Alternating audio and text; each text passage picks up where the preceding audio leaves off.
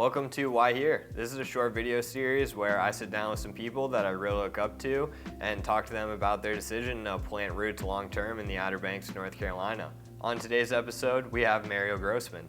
Mariel is a true Outer Banks local. She was born and raised here before setting off, chasing adventure, wind, and waves all over the world. She's now found herself back in the Outer Banks and has started a business here locally. So we sit down with Mariel to find out why here.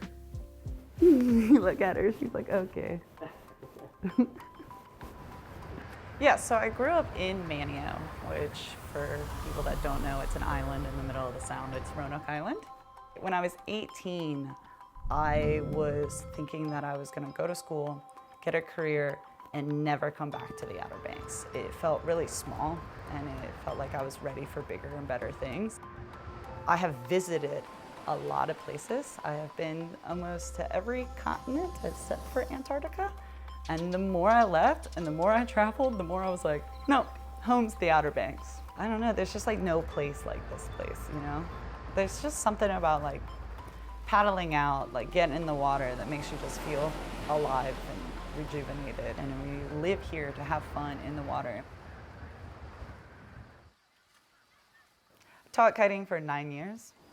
It definitely was a good time to like teach us how to respect Mother Nature, how to love it, how to work with it.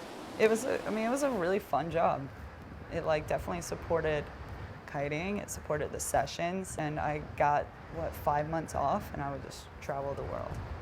I didn't think I could be a kiteboarding instructor for the rest of my life. I was like, it's time for me to move on. So I called my best friend. I was like, let's do it, me and you. Doggy daycare, boarding facility, we can do this. And I never thought that the old diner, Big Al's, that was like a Coca-Cola 50s diner, was going to be my doggy daycare. That the community of the Outer Banks, the true local community, is like such a beautiful thing.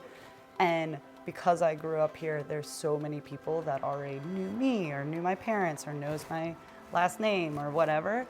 And what I found is when I was starting the business, instead of people like having pushback because there's change or just not knowing what's going on, that people would approach me and be like, we're so happy for you and we're so proud of you. And if you need anything, let us know. And it was just really validating to hear all this positive feedback from the community and from the people that watch me grow up.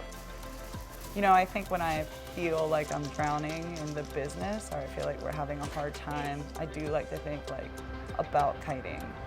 I'm like, oh, I remember when I couldn't even fly the kite. So I think it's just the mixture of like, it's the best place in the United States to kite.